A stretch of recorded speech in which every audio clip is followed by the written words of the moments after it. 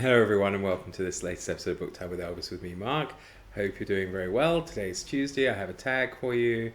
Probably I won't have too many more tags to do. As I said, I'm not making too many videos, but Berna did tag me in this. I think it was last week, and I said I would do it, so I'm going to do it. It is the I Never tag, originally created by Lizzie Faye Loves Books, and I was tagged by Berna from Berna's Bookish Adventures. She tagged me in 3 of the tags. She did a triple tag Tuesday. I'd already done the pet peeves. I did the soggy expat book maniac random questions tag last week, and so I'm going to do the I Never tag this week. I haven't prepared though, because I'm literally grabbing some time between school and some other lessons. So here we go. The topics. Number 1. I never read that. Name a book that you've never read that everyone else has. Well, this has been a big topic lately between myself and my friend Sean D. Standfast during our lives. We were discussing this. I've never read The Hobbit. I've never read Lord of the Rings and Middlemarch and countless others. So I could go on and on and on. I plan to remedy that as soon as possible. Probably start The Hobbit around Christmas time, as well as Lord of the Rings at least, and Middlemarch perhaps next year in the March of the Mammoths, perhaps. If it is a mammoth, is it? Yeah, probably. I don't know, actually. I've got Les Miserables as well next year, so that would be fun. Number 2, I never read anything so awesome. Name your favourite book. Well, I have 2, as everybody who watches this channel knows, but I'm going to go with one of them because I can use the other one in another question. So my favourite book is Treasure Island, of course, because it's the book that has been in my life probably the longest. From a very small child, I have known Treasure Island. I've loved the story. It is, it's my favourite book. Number 3, I never thought I would get through it. Name a book that you didn't like but powered through it anyway. There haven't been that many. One, to be honest, I didn't get on with, but I do think I should reread it because maybe now I know a bit more about it, I might appreciate it more.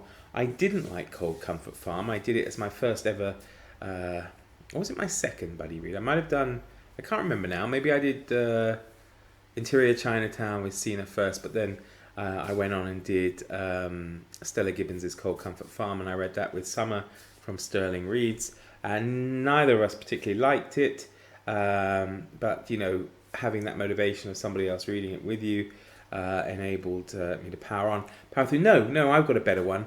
Actually, it just came to me. Mysteries of Udolpho by Anne Radcliffe. Didn't like it at all. Powered through it. I'm not sure I was glad that I did, to be honest. I mean, I'm glad because I did it with a group of people in the Gothic Horror Book Club, but I can't say my life's the better for it. So there we go. The book, not being in the club. Number 4, I will never finish that. Name a book or series that you don't plan on finishing. I don't read a huge number of series, but I suppose I could say George R.R. Martin's... is it Game of Thrones series or Song of Ice and Fire series? I guess it's Game of Thrones series. I don't plan on finishing it. I read the first 3 books, and to be honest, it took so long for things to get released, and then there was the TV series, and I can't be bothered with it, to be honest. I did enjoy the television series, and I'm enjoying the new one at the moment as well, House of Dragons. That's good. But, I don't see myself going back to read the books. I don't see how different they can be. I'm sure probably they are, but, I'm not a huge fantasy person, which is why you can see I haven't read The Hobbit or Lord of the Rings yet, but I am definitely going to go on to those at least. Number 5. I will never regret reading that. Name a book you read solely on recommendation that you ended up really liking. Well, I'm going to have to go with Jane Austen's Pride and Prejudice. Everybody who is anybody has recommended it and harped on and on about it on BookTube, and I was like, it's not my cup of tea, I'm not going to read it. Read it this year, loved it. Can't talk about it enough how much I enjoyed it, so that's good. Number 6, I would never do that. Name a relatable book character who made choices you didn't agree with or did things you would never do. Gosh. Yeah, I didn't think this one through. A relatable book character who made choices you didn't agree with or did things you would never do? Well, I don't know. I mean, it's relatable. The person's relatable, but not relatable to me, perhaps. And actually, I'll go with Jane Porter from the Tarzan books. I read that recently, and I'm sure she's relatable to other people, but as they're not relatable to me. And she made some horrific choices, and I really ended up not liking her because of it. And if you've read the book, the first book, you'll know what I mean. I need to read the second book and see how that situation resolves itself. But yeah, I'm going with Jane because she's the one who comes to mind straight off. Number 7, I never wanted to admit it. Name a book you were embarrassed to say you read or were embarrassed to carry around with you. I don't think I've ever been in a situation where that's happened. I mean, perhaps when I was a student at university, and I was doing European history, and I had, I had a module in fascism, so I was wandering around with book by Roger Griffin or Stanley Payne, the big works on fascism, or Mein Kampf maybe by Adolf Hitler. So perhaps, it could have been embarrassing walking around with those, but I was studying the things at the time, so I think I got away with it. But I wouldn't have liked to have maybe walked into a cafe, sat down and opened up Mein Kampf and started reading, but yeah. Number 8, I never read anything so heartwarming. Name a book or series that really touched your heart. Well, I mean, there's been a few. I really enjoyed Hilary Jordan's Mudbound. I thought that was great. That was quite touching or moving to me. In fact, one of the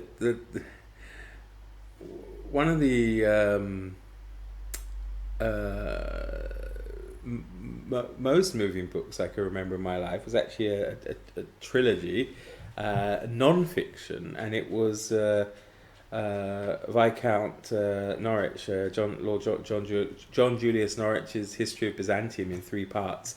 Maybe that sounds a strange choice, but he's such an excellent writer, and I followed the birth of Byzantium, the Byzantine Empire, from its beginning with Constantine to its to the fall of Constantinople in 1453 under Constantine. I can never remember if it's 9, 11 or 12, but either way, it doesn't matter. And, it was quite moving. I have to say, I did shed a tear because I'd followed through, and I read them back to back, so I'd followed through the founding of this amazing culture and city to its destruction, and it just upset me the way it ended up. I mean, it probably has itself to blame for a lot of it, but it was so sad. I did shed a tear, especially with the ending. He wrote it so dramatically, where the last emperor of Byzantium, he's the Ottoman Turks have broken through the city walls and the gates. It's like something out of one of Peter Jackson's Tolkien films. They've broken through the gates and they're starting to go through the city, destroying things. And the last emperor, he's kind of in his hall and he's putting on the imperial armor, and he charges out into the melee and never seen again. Amazing. And it was like, that's very, very moving. Somebody's growling. Elvis, what are you doing? I love the way dogs, when they know they're doing something wrong, they look, they can be, what's on me? So that was number 8. Number 9, I never laughed so hard. Name a book that made me laugh out loud. Well, there've been a few. Actually, I have to say, I was surprised how often I laughed out loud. Apologies, everyone. Elvis, what are you doing? I was surprised how often I laughed out loud during Pride and Prejudice, but the one I'm going for is of no surprise to anybody, and of course it is my other favourite book. Treasure Island's up here, the other one up here. They're together, and that, of course, is Jerome K. Jerome's masterpiece, masterwork, 3 Men in a Boat, which is absolutely wonderful and very, very funny. So there we go. Number 10, I could never have made it through childhood without it. Name a favourite childhood book or series. Well, when I was a child, anything by Roald Dahl was, fantastic. But if I'm going for a series, I don't know if anyone else remembers it. I have mentioned it a couple of times in the past on this channel, and that's Willard. I'm not studying again, if you don't mind. I just haven't got the time. I can't really edit it out. So, come here. What are you doing? What are you doing, eh? What are you barking at? Huh? What are you barking at? Huh? What are you barking at, eh? Come on. Oh dear. Sorry. So, a series that I really enjoyed in my childhood was Willard Price's adventure series. So I don't know if anyone else remembers it. It was things like an African adventure, an ocean adventure, an Arctic adventure, and it followed two brothers who travelled around the world with their father because of his work, and each time they went somewhere they ended up having this amazing adventure, and I used to devour those.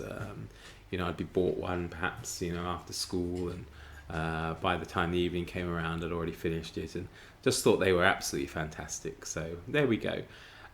There's no prompt here to tag people. I'm not sure who's done it. I'm so behind with doing them. So basically I'm just going to tag you. If you want to do it, do it. It's a lovely little tag and a nice bit of fun. So thank you very much for watching, everybody. See you soon. Take care. From Elvis and I. Bye bye.